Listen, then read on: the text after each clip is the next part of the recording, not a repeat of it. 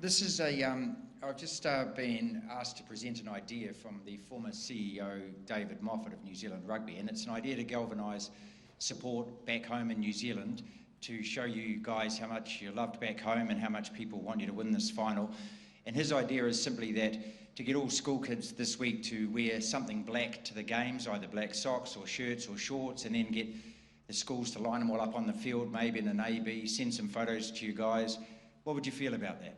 I feel immense amount of pride and support. We've felt that through the whole tournament, even without that concept. So to have that would be bloody good.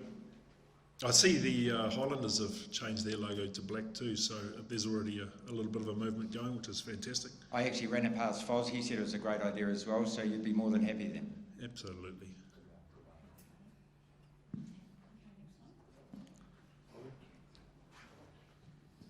Scott, after dominant win in the semi-final, dominant win in the quarter-final, could you just talk about the group's confidence, I suppose, in terms of their performance heading in to the final? Yeah, there's a lot of aspects of our game that are working, and that builds belief. It's something that we've been working on for quite a while, and for it to set work under those moments, I guess, in quarters and semis, it's very pleasing. So it's just about harnessing that now and making sure we do it again. Did you learn anything new about the Springboks in that semi-final? I suppose England probably the better team for most part of that game, but just show you that the Springboks are never out of it? Oh, never. That's always their mentality. They come from a country where they're very hardened, and they know how to stay in the fight and to win the fight, and they've shown that many years. They showed that in the last World Cup as well. So not much of their DNA has changed, no. Scott, what's your... Jeepers. I'll just hang hold it right here. Scott, what's the team review told you about perhaps what you need to improve on from Friday night as you get into the final? Yeah, just being able to see space and not narrowing in those moments. Like Argentina, we're extremely physical and we had to work hard to get through. But there's also space around that. So although the Springboks will be very similar, they apply a lot of pressure and come at you quite quickly. So we still have to have time to be able to see that space and put the ball into that space. And on the other side of the ball, big men running down hard, we can't sit and wait, and we want to meet that head on. A set piece just needs to be extremely accurate. What's shown through the tournament is that scrum is you need to be on, and every single scrum. So those are the key things we took out, and ideally they line up with a lot of South African strengths as well. What relevance does the Twickenham game pre-tournament, if any, have this week? Does it motivate you? Do you use it at all? Well, not so much in a motivational aspect, but more in scenarios.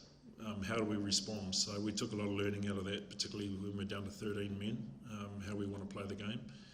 And it's shown through the tournament that, we've had a few cards, and I think we've shown that we've learned through that. So that's what we'll take forward from that game.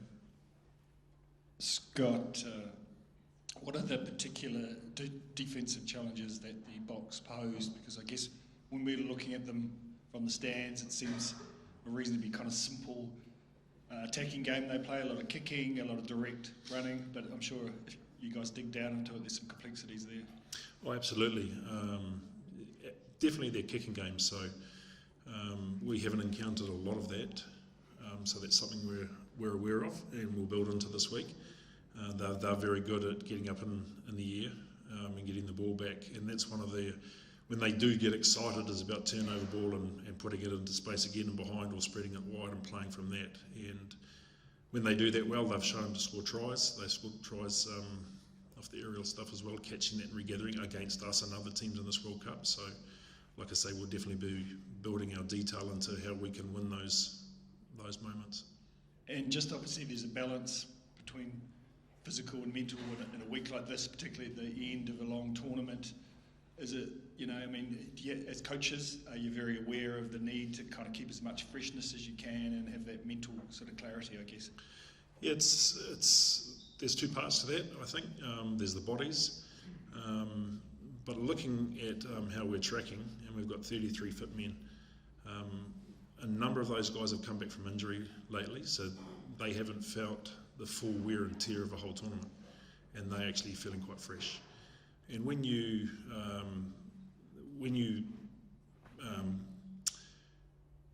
parts of your game work through the quarterfinal and semi-final, when that works and you get belief out of that, that's also mental freshness. It's not something that drags you down. So both mentally and physically, we're ready for this. We're quite excited already, and like I said last week, we're probably just going to have to hold the boys back a little bit from that. Scott, Jan de Koning, sorry.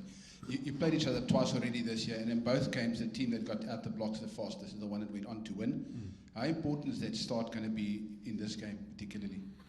Yeah, it's no secret. Both sides will be focusing on that first 20 minutes, I'd imagine. And it's who can execute with accuracy. We've talked about that this morning. We need to be extremely accurate, show the pitches that we want to show, and be able to apply pressure at the same time. Like I say, the Boks have always come out and wanted to start well, and we'll take our lessons from Mount Smart and want to do the same there. What's the difference between the two games, kicking game? Because in the first one in Auckland, you guys won the aerial battle. The second one, they won the aerial battle. What's the difference in those two games? We won and they won. The first person into the air to win the space, probably. We felt we were a little bit hungrier, maybe a little bit quicker in that first game, and in the second game we were slow. We were slow to get into the air, we were slow to get back and assist and help, and they beat us into that space, so whoever will win those spaces will win that battle. Scott, how would you rate Jody Barrett on the defensive aspect, and could you give us an insight how the work you did with him, how you empowered him in this role? Yeah, well, I see he got player of the match the other day. He was massive in defence. He attempted the most tackles, but what was the pleasing aspect for me was he actually applied pressure. So the difference between Ireland, where we were probably holding a little bit and not trying to show any space in our line, whereas against Argentina, the opportunity that arose, he went out and pressured that. So he saw the pitches a lot earlier and he backed himself to go and do it, and those around him supported him in that, and he made quite a difference for us. So like on that edge when they wanted to go, he was able to shut that down and pressure that. So he made some big leaps there. Would you say you step as the boss of your defence? I've got 8 in my group, but he has been the one I've worked with the closest around our set piece defence, and he on the field he'll lead that. But like I say, with the other 8 guys, they've got different areas of the game that they're going to lead. So, but he's one of them, yep. Scott, a bit of rain forecast around Paris this week. Will that affect your game plan on attack or defence? No. And carry on from there. Sorry, yeah. No, I don't think so. We know the way we want to play. We back ourselves to do that. We've trained the skill set to function in the wet. It was a little bit slippery the other day. Most grounds that we find that we've come to, there's been some dew or some wetness on the ground, and we've been able to handle that. And just a word on Sam Kane, how impressed have you been with him, both as a player and a captain? Yeah, he's immense. Quite often I go up to him after he's addressed the team and just tell him how inspired I was. Often I get goosebumps listening to him, and I feel like putting the boots on myself half the time. And what we talk about is now actions. So he speaks really well, but now he's backing that up with his actions as well. I'm not sure if you've seen that World Rugby have announced they're reviewing the allegations of discriminatory language used during England, South Africa. How much are you guys following that, and what difference would it make if a player like Bongi wasn't on the field?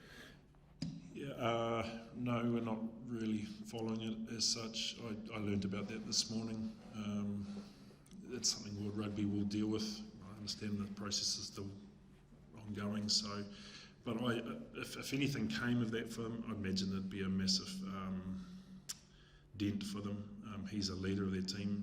When Sear goes off, then he becomes the captain, so I imagine that would really impact them, yeah.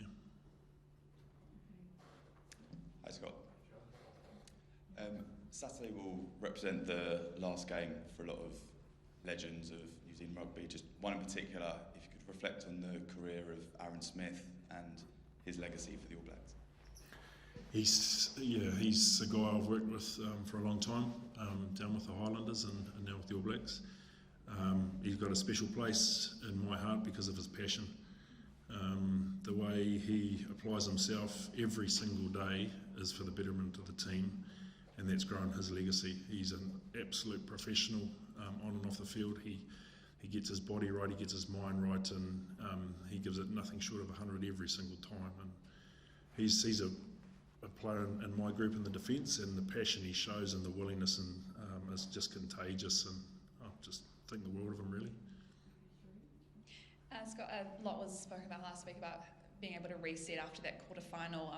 Obviously, we're well in the semis. Is it much of the same this week in how you approach it and how you get that reset right?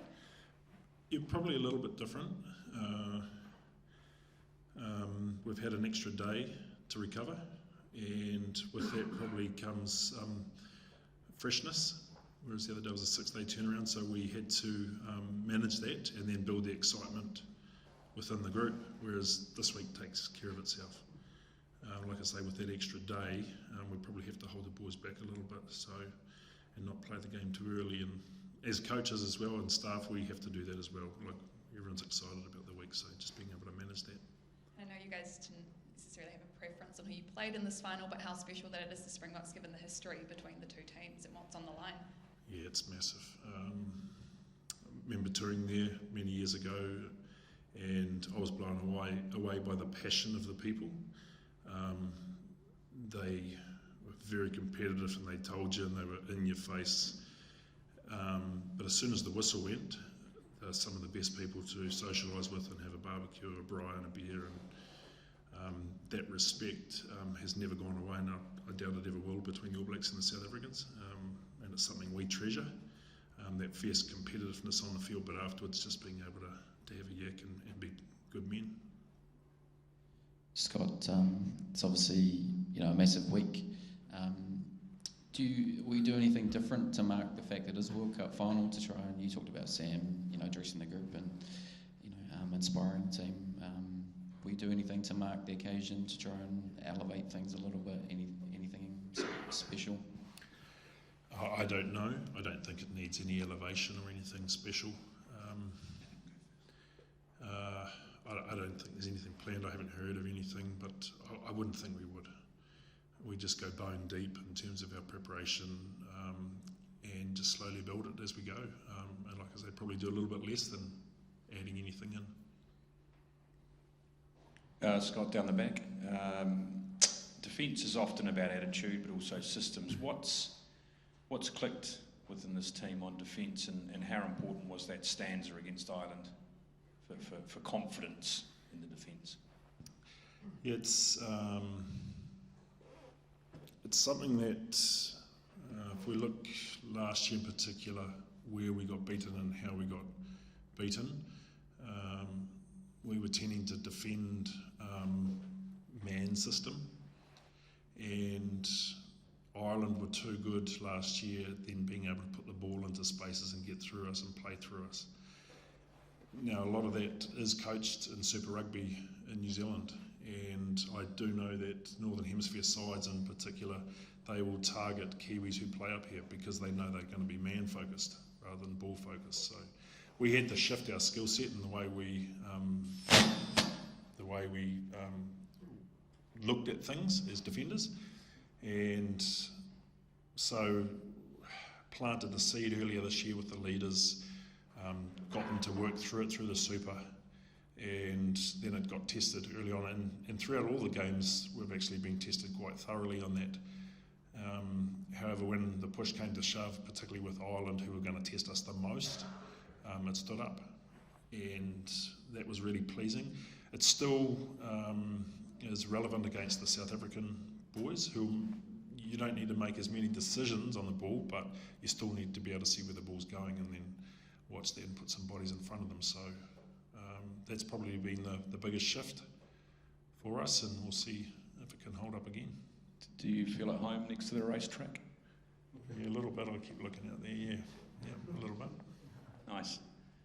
Over here, Scott, can I just ask you on the kicking game that you talked about earlier, countering the kicking game, any specific stuff you're going to be doing this week to work on that? I read somewhere that English should work with wet balls, for example, ahead of Saturday's game. What would you be doing?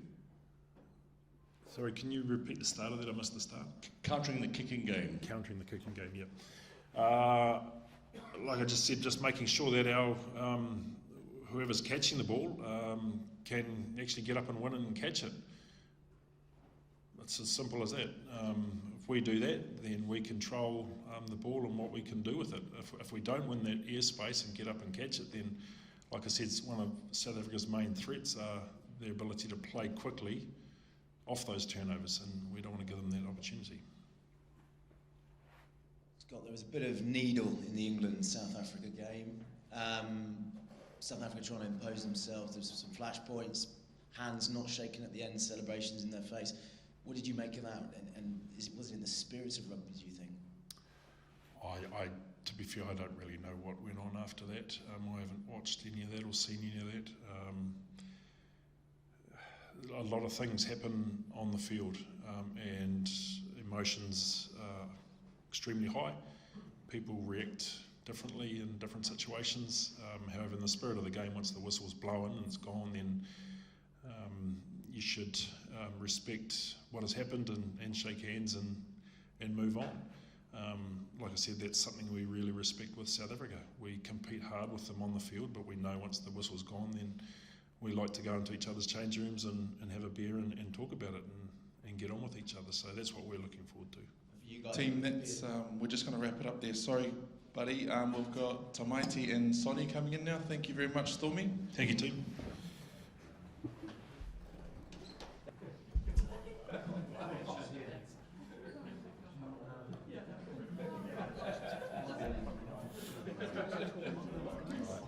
Is it already on? 1, 2, 1, 2. Both on? Okay, guys, we'll kick off. Who's got the first question? Hopefully it's someone with a niche. Hey, Tamaiti, just want to, I suppose, get you to reflect on this year. You know, your first year in the team, now could be preparing for a World Cup final. What has this roller coaster, I suppose, been like for you? Yeah, man. It's been crazy. It's quite funny. I went out for brunch with my mum and my fiance yesterday, and kind of sat back and said, "Damn, how long's this year been?" But we're in the most important week of the year now, so I'll leave the reflections for the summer. Yeah. Samisoni, Springboks, a rivalry this group relishes, a lot of respect there. But for you, if you do get a run on Saturday night, how much do you relish that physical challenge of going up against the Boks? Yeah, obviously the Springboks are very, very good at what they do, and that's like physically, they're big men and they like the confrontation. So, but I like to base my game around that as well. So I'm really excited about if I get the opportunity to do that, and I'm sure all the boys are looking forward to it. Like Tamari said, it's the most important week of the tournament, and yeah, we're really excited, just pumped, ready to go.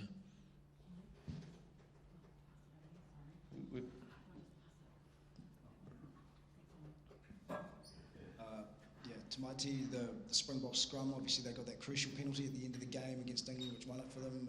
Just a word on how powerful their scrum is and what you'll need to do to counter that. Yeah, they're great scrummagers, bro, as we all know in this room, and they've shown that for the last however long. So for me, it's like Sonny said, if I get the opportunity to be out there on Saturday, I'll be up for the challenge. But it all starts in the week, in the preparation in the week. We'll have a closer look and how we can counter that. And just a word on Sam Cane, how impressed have you been with him playing on the field in his position and also as a skip? Yeah, he's a great skip, mate. He's a good friend and he's a good guy. I just love going out there and do whatever he wants me to do. So he's a great man and he's a great skip.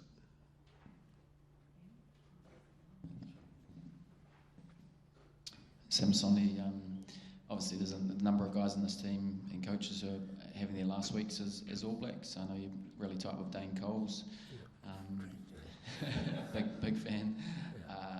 How much motivation is there to, I guess, play for them, send them out on what would be an incredible high? Yeah, like you touched on, there's a few of the legend of this team as the rugby players and management. It's their last week, I guess, being an All Black. So it's there, but I'm sure for them it's all about the team. So it's all about what's best for the team for this week. And but yeah, so whoever gets the opportunity to get out there, we're up there trying to send them off the way they deserve, which is obviously hopefully with a victory and send them off on a high. So yeah, everyone's looking forward to it, but I think they don't really want to talk too much about that. It's more about what the team needs right now and what the team needs to do to get ready to play a really good Springbok side on Saturday night. So yeah. Tamati, just in terms of obviously massive occasion, a lot of emotion that will be around. What's the balance like in terms of embracing that and I guess staying clear-headed as well? Yeah, like you said, the balance. For me, my prep's the same every week, doesn't matter who it is. So I guess to answer your question, it's you work all year to this point, and I pride myself in my preparation, so I'll trust that. And yeah. Tamati, I think before you debuted against South Africa at Mount Smart, you hadn't played them, at super level or any level. What's been the biggest lessons in the games you've had since against them, and does that help you prepare for a challenge like them this week in the World Cup final? Yeah, they're massive, both. That's one. But just how clinical they are. So if you give them a chance, they'll take it. So for us, for me, it's all about being clean, and you just got to match the physicality they're going to bring, because everyone knows what they're going to bring, but it's us that has to stop it. So yeah, it's been a great learning playing the Springboks. I had a good win against them, and we've got a hide-in against them as well. So like the Barry said, I'll get the balance right, and yeah. Sam Masoni, do you take anything out of that game at Twickenham in terms of developing this week and game plans? Yeah, obviously was disappointing outing for us as a team, as an All Black forward back in Twickenham. You always take learnings from every games, but a lot more when you didn't get the job done. So yeah, we've reviewed that game and take a lot of learnings from there. So it'll help us build the week and what we need to do to come up against a really physical South African forward back. So yeah. Tamati, there's a lot said and written about the Box Bomb Squad, which is their impact group off the bench. You're part of the All Blacks Bomb Squad. Can you just talk about that collective kind of mentality you guys have to make your impact in a game, and I guess what you'll look to do to match that, what those Boks do? Yeah, it's clear they got a good bench, man, and they do the damage when they come on. But for us that are on the bench, it's whatever the team needs first. Whatever the team needs us to do off the bench with our impact, if it's energy with our voice, energy with our ball carry, our set piece. So there's a lot of talk about them, but we're just going to focus on ourselves and make sure we're primed. So whoever's on the bench, and when the bench comes on, make sure we make the impact. Yeah, and just on your year, I know you're not in reflective mode just yet, but it's been an incredible year for you, making this breakthrough and the journey you're on now. Has there been one piece of advice, one message from someone in this group, outside this group, something that's really resonated with you that's kind of, that stuck with you and that you kind of have used to, I guess, meet this challenge at this level? There's been heaps of advice and heaps of, I've got a lot of mentors, but one that really has stood out for me this year is, I think it was in the pre-season when the All Blacks came back. I remember Sam Whitelock saying to me, "You just got to get 1% better every day," and that's kind of the mindset I've taken on board, and you take the learnings from yesterday and you move on to today. So yeah, 1% better every day. What was for brunch? We had a poke bowl, bit of rice, karagi chicken, heaps of veggies. So. Quite hard to avoid the pastries for some of us. Yeah, I've had a few pastries over the last 8 weeks. Yeah. I know I've spoken to you about this during the season, but and your mum's here and she's heavily involved in the Coyote Club. What does it mean to you? What will it mean to you this weekend to play for your community once again on what is a massive world stage?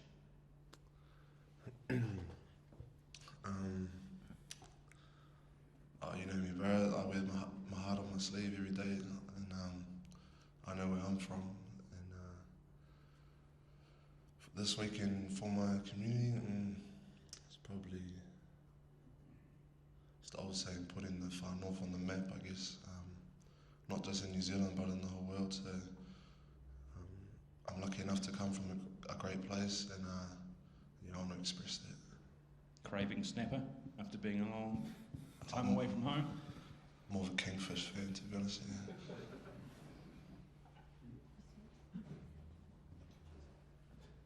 Yeah, g'day, Tamati. Christy here from Australia, just the token one still here. You obviously spent a long while there. Can you tell me a little bit about growing up in Oz, and have you still got friends and some family that are adore, and have you had any kind of messages and just kind of what impact and how you came through the rugby pathways there? Yeah, nice, bro. 16 years of my life in Perth, Western Australia. It holds a massive part of my heart.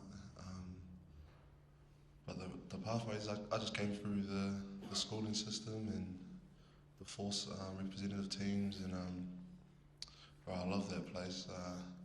I didn't actually want to leave, but like I said before, my parents had a vision that I couldn't see.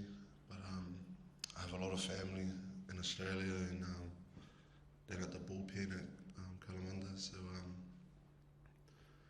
yeah, man, I try and get back there as much as I can. I went last year for my uncle's 30th, and I seen schoolmates, cousins, aunties, uncles, and yeah, it holds a special place in my heart as well.